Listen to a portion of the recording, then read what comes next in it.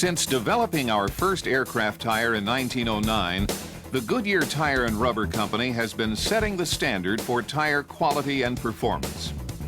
Today, in commercial, business, military, and general aviation, more aircraft take off and touch down on Goodyear tires than on any other brand. Nobody knows more than Goodyear about designing, engineering, and building aircraft tires, and about the importance of tire care and maintenance. That's what Tire Flight Plans is all about. It's a multi-part video training series on your role in prepping aircraft tires for maximum tire life and safety. During this program, we'll look inside at cross-sections of bias and radial tires and see how they are constructed, explain how to read different types of tire sidewalls, and demonstrate proper tire mounting and inflation techniques for tube-type and tubeless tires. Other parts cover in-service tire inspections, including checking and adjusting air pressure, examining tires for wear and damage, and demounting tires. Also, we'll show how aircraft tires are designed, built, tested, qualified, inspected, retreaded, and used. Together, these video training programs will help you develop your own safe practice tire flight plan. This is a cutaway of a typical bias ply aircraft tire.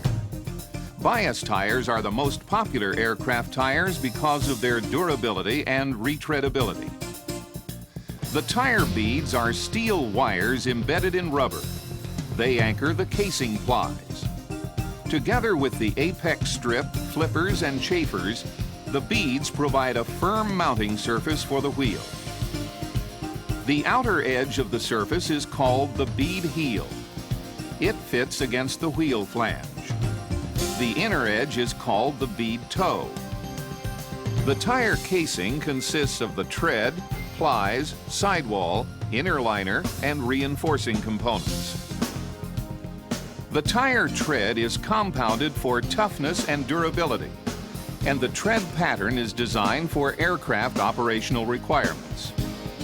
A ribbed tread design is used most often because it provides good traction and water dispersion under most runway conditions. The tread reinforcement is one or more layers of fabric that strengthens and stabilizes the tread area for high-speed operation. It also serves as a reference for the buffing process when tires are retreaded.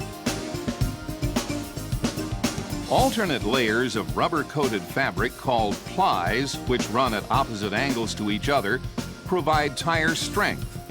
The plies are wrapped around the bead bundles to anchor them. The tire sidewall extends from the tread edge to the bead area. It's flexible, weather-resistant rubber that covers the outer casing ply, protecting the fabric from the elements. In tubeless tires, the inner liner is low permeability rubber that acts like a built-in inner tube, preventing gas from seeping through the plies. For tube-type tires, a thinner rubber liner is used to prevent the tube from rubbing against the inside ply. Radial tires, with their rigid belt, provide more landings and reduce rolling resistance. They have fewer components than bias ply tires and may be lighter, a significant advantage on large commercial aircraft. The tread reinforcing ply, sidewall, and inner liner of a radial tire are similar to those of a bias tires and perform similar functions. Casing plies differ from the crisscross pattern of a bias tire's plies in that they run radially from bead to bead. Radials also have belt plies, which are composites that stiffen and strengthen the tread area for increased landings. And on top of the belt plies is an overlay, a layer of reinforcing fabric that aids in high-speed operation. Even when operating under similar conditions, bias and radial tires may not act alike. The FAA requires that commercial aircraft be certified to use radial tires in place of bias tires and vice versa. Radial tires should not be mounted on wheels designed for bias tires, and bias tires should not be mounted on wheels designed for radial tires. If you have any questions about bias and radial tire certification on a particular aircraft, contact the aircraft manufacturer. Tire manufacturers imprint most of the information you'll need to know about a tire on its sidewall. You'll find the tire's size, ply rating, load rating, part number, speed rating, and other important information. There are different ways tire sizes are marked. On a Type 3 tire, the size is marked by two numbers separated by a dash. First is the section width, which is the width of the inflated tire, then the rim diameter. Type 7 tires have two size markings separated by an X. These are the outside diameter and section width. 3-part tires have the outside diameter and section width separated by an X, followed by the rim diameter, separated by a dash. Metric size tires have the same markings as 3-part tires. However, the tire measurements are in millimeters and the rim diameter is in inches. On a bias tire, in one location is the part number, and grouped in another location are the ply rating, skid depth, and speed rating. The ply rating is an index of strength. In years past, the ply rating was a count of the actual number of fabric layers in the tire. With the advent of stronger synthetic fabrics, ply ratings have come to represent the tire's strength so that you can differentiate the capabilities of same-size tires. The load rating is the recommended maximum loading in pounds for the rated inflation pressure that is required to have the tire deflect to approved standards. It is accompanied by a tube type or tubeless designation. Also with the load rating and tire type is the Federal Aviation Agency TSO, or Technical Standard Order rating. Radial tires are sized the same as bias tires. However, radial tires have the speed rating and ply rating branded with the size in one location on the sidewall. Opposite the size is the part number, load rating, AEA or Association of European Airlines casing and tread codes, and any applicable TSO specifications. Aircraft tires are inflated to extremely high pressures, and a wheel mismatch or mistake can be deadly. As simple as it may sound, it is vitally important that you check the information on a tire's sidewall before mounting it on a wheel. Confirm whether the tire is a tubeless or tube type, and that the tire, wheel, and tube are properly mated. Mounting and inflating tires is a specialized job that requires the right equipment and trained personnel. An inflated tire is a potentially explosive device. A safety cage, a clip-on chuck, and a nitrogen gas supply line that's regulated to a pressure no more than 50% higher than the tire service pressure are essential tools for tire mounting.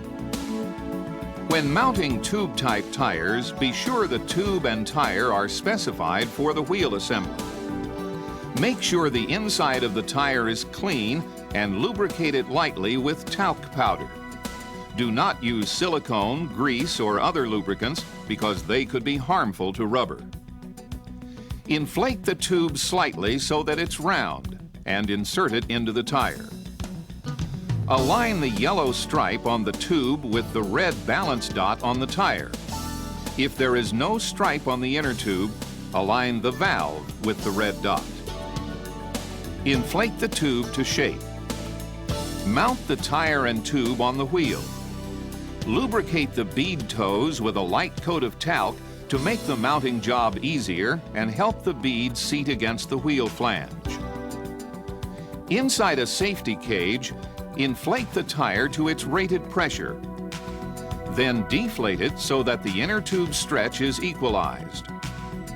Re-inflate the tire to its rated pressure.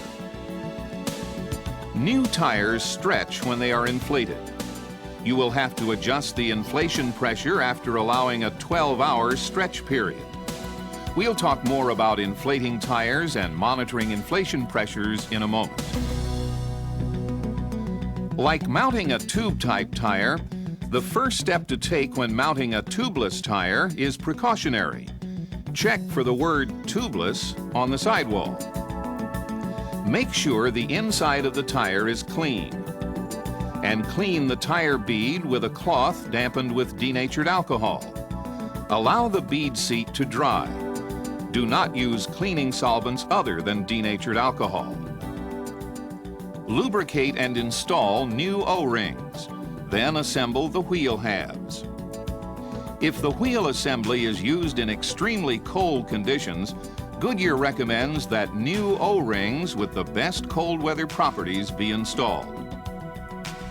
Align the red balance dot on the tire with the wheel valve or with the wheel heavy point if it's marked. If the tire does not have a balance dot, align the tire serial number with the valve stem. Torque the wheel bolts in a crisscross pattern to the wheel manufacturer's specifications. Then, inside a safety cage, inflate the tire to its rated pressure. Again, new tires stretch when first inflated. After 12 hours, check and adjust the inflation pressure. A newly inflated tire should not be placed in service until it has demonstrated the ability to hold a stable inflation pressure for at least 12 hours.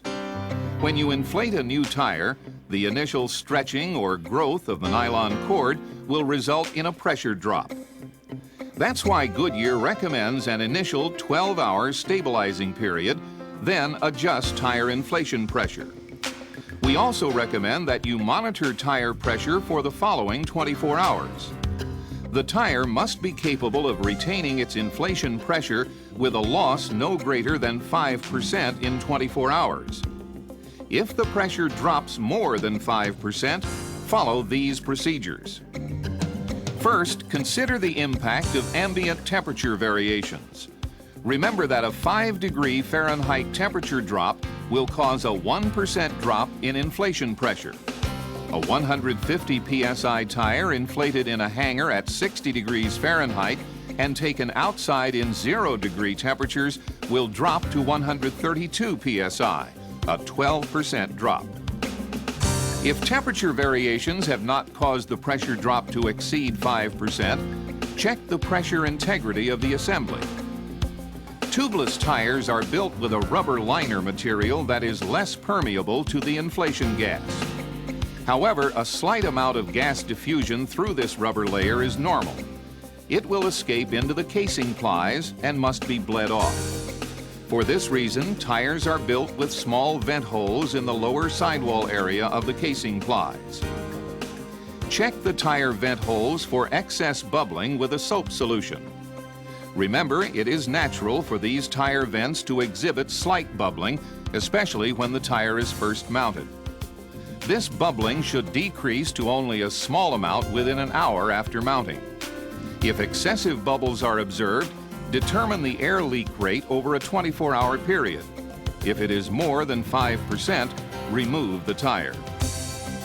Use the soap solution to check the valve, valve core, O-ring, fuse plug, and other wheel components that may leak air.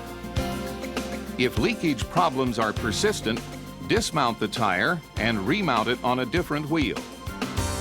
If it continues to lose inflation pressure, replace the tire and set it aside for investigation by Goodyear engineers. This concludes this part of Goodyear's Tire Flight Plans, your guide to safe practice tire maintenance. In this program, we showed you the construction of bias and radial tires, what information is imprinted on the tire sidewall, and how to mount and inflate tube and tubeless type tires. In another part, we'll talk about tire operating conditions, demonstrate methods for checking in-service tire inflation levels, demonstrate inspection procedures, and show you how to demount tires.